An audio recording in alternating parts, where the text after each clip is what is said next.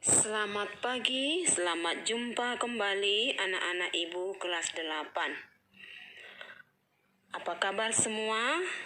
Sehat-sehat semua kan? Anak-anak ibu, hari ini kita akan melanjutkan pembelajaran kita mengenai sistem peredaran darah atau sistem transportasi.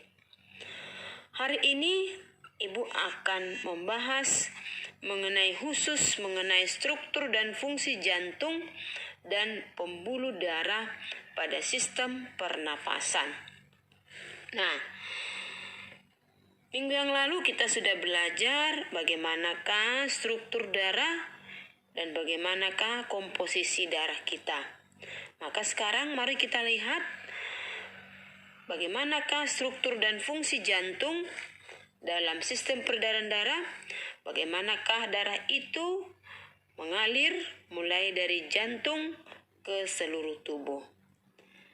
Ibu harap kalian perhatikan dengan baik-baik, berkonsentrasi, simak video ini dengan sebaik-baiknya supaya kalian tidak ketinggalan pelajaran. Nah, anak-anak ibu, perhatikan video yang mengenai struktur jantung dan sistem peredaran darah pada manusia. Nah, bagaimanakah struktur dan fungsi sistem peredaran darah pada manusia? Kita lihat yang pertama, kita lihat dulu bagaimanakah struktur daripada jantung dan bagaimanakah struktur daripada pembuluh darah. Kita lihat jantung. Jantung itu gunanya adalah untuk memompa darah ke seluruh tubuh. Darah dapat mengalir ke seluruh tubuh karena di dalam tubuh kita terdapat organ yang berfungsi sebagai pemompa darah, yaitu jantung. Jantung kita terdiri dari 4 ruangan, yaitu 2 serambi kiri dan kanan, 2 bilik kiri dan kanan. Jadi serambi kiri atau atrium,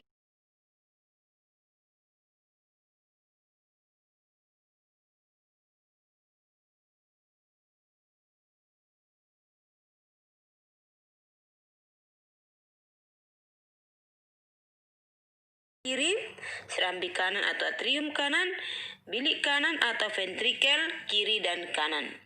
Serambi jantung terletak pada bagian atas, sedangkan bilik terletak pada bagian dalam. Darah dari seluruh tubuh akan masuk pertama kali ke serambi kanan, sehingga darah dari serambi kanan banyak mengandung karbon dioksida.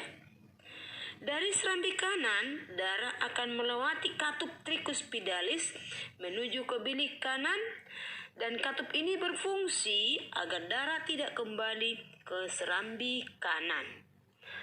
Darah dari bilik kanan, darah yang ada dari bilik kanan dipompa ke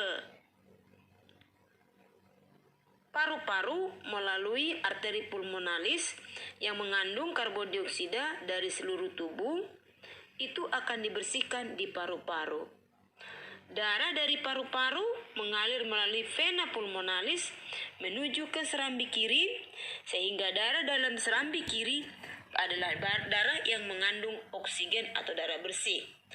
Darah dari serambi kiri turun melalui katup bicuspidalis menuju ke bilik kiri, dan bilik kiri akan memompa darah ke seluruh tubuh melalui pembuluh aorta, pembuluh nadi yang sangat besar. Dinding bilik kiri lebih tebal dibandingkan dengan bagian jantung yang lain, karena dia tugasnya lebih berat. Nah, sekarang kita lihat dulu pembuluh darah. Pembuluh darah dapat dibedakan menjadi 3, yaitu pembuluh nadi, arteri, pembuluh balik, vena, dan pembuluh kapiler atau pembuluh darah yang sangat kecil.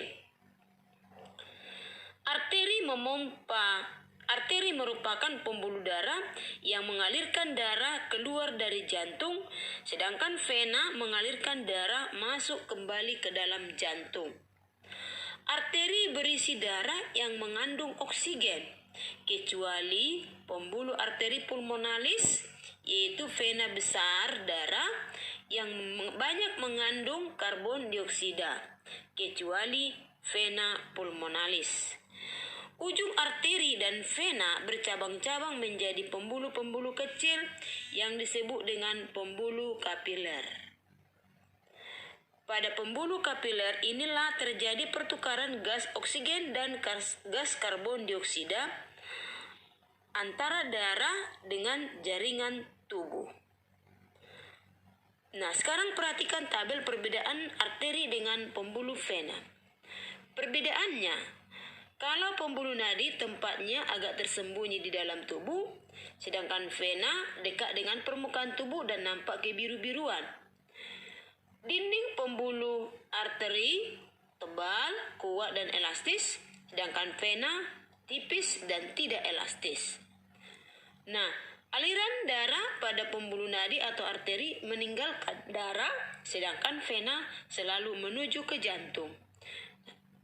Sedangkan denyutnya pada arteri terasa, pada nadi, pada vena tidak terasa. Katup pada arteri satu hanya pada pangkal jantung, sedangkan pada vena banyak di sepanjang pembuluh. Nah, pembuluh arteri membawa darah yang keluar dari jantung itu adalah memancar, sedangkan kalau pembuluh vena tidak memancar. Nah, inilah perbedaan antara pembuluh arteri dengan pembuluh vena. Ya, coba kalian perhatikan dengan bagus-bagus ya. Nah, sekarang kita lihat dulu bagaimanakah peredaran darah pada manusia. Peredaran darah manusia termasuk peredaran darah tertutup. Kenapa? Karena darah selalu mengalir pada pembuluh darah yang selalu tertutup. Setiap berdebar, darah melewati jantung 2 kali sehingga disebut peredaran darah ganda. Sedangkan peredaran darah ganda itu dikenal dengan peredaran darah kecil dan peredaran darah besar. Peredaran darah kecil merupakan peredaran darah yang dimulai dari jantung bilik kanan menuju ke paru-paru, kemudian kembali lagi ke jantung serambi kiri. Inilah peredaran darah kecil. Sedangkan peredaran darah besar adalah peredaran darah dari jantung bilik kiri ke seluruh tubuh, kemudian kembali ke jantung lagi ke bagian serambi kanan. Inilah peredaran darah besar pada manusia. Nah, sekarang kita lihat dulu frekuensi denyut jantung kita. Maksudnya itu, berapakah kira-kira, berapa kalikah jantung kita berdebar itu dalam 1 menit atau dalam 1 detik. Nah, peredaran frekuensi jantung kita itu tergantung kepada kegiatan atau aktivitas tubuh. Orang yang melakukan banyak aktivitas tubuh memerlukan banyak sumber energi berupa glukosa dan oksigen dibandingkan dengan orang yang tidak melakukan aktivitas seperti duduk atau tidur. Untuk memenuhi kebutuhan sumber energi dan oksigen tersebut, jantung harus memompa darah lebih cepat. Yang kedua adalah jenis kelamin. Biasanya pada laki-laki frekuensinya denyut jantungnya itu lebih tinggi dibandingkan daripada wanita. Pada kondisi normal, denyut jantung perempuan berkisar 72 sampai 80 denyut per menit, sedangkan denyut jantung laki-laki antara 64 sampai 72 denyut per menit. Nah, itu tergantung. Jadi denyut jantung wanita lebih cepat daripada laki-laki. Nah, yang ketiga adalah suhu tubuh. Semakin tinggi suhu tubuh, maka semakin cepat frekuensi denyut jantungnya.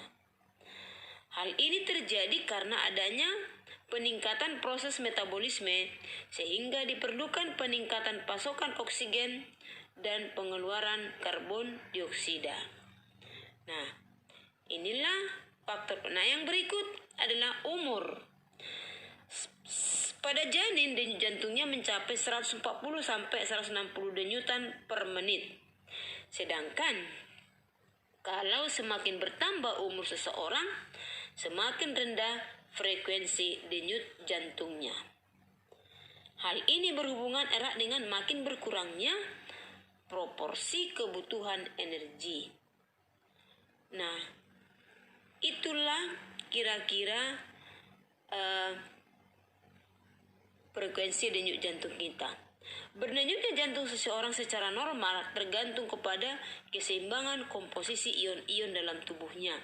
Ketidakseimbangan ion dapat menyebabkan bahaya bagi jantung. Nah, demikianlah pelajaran IPA kita pada hari ini mengenai sistem pencernaan makanan. Semoga kalian dapat lebih memahaminya. Ulang-ulang videonya supaya kalian lebih mapan, lebih mantap untuk ujian di hari-hari yang akan datang. Sekian dan terima kasih. Salam sehat.